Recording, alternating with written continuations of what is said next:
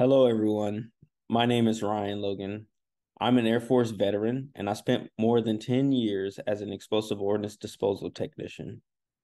While I was spending my time training people, disabling explosive devices, and doing all sorts of other tactical things, I never imagined myself where I am today. As of today, I'm a small business owner, an entrepreneur, and a real estate agent. Like many of you all, I got my start in the Gwilt Group Skillbridge program. When I first started, I thought this was going to be an easy course. I already had my license. I thought I had a good grip on what to do, what to say, and how to say it. But I come to realize that there was so much to learn from these multi-million-dollar producers, from David and Tasha themselves, and I learned a lot from my peers just like you.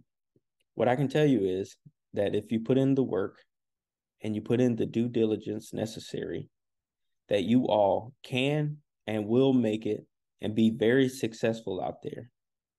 I believe in you all. I know you can do it.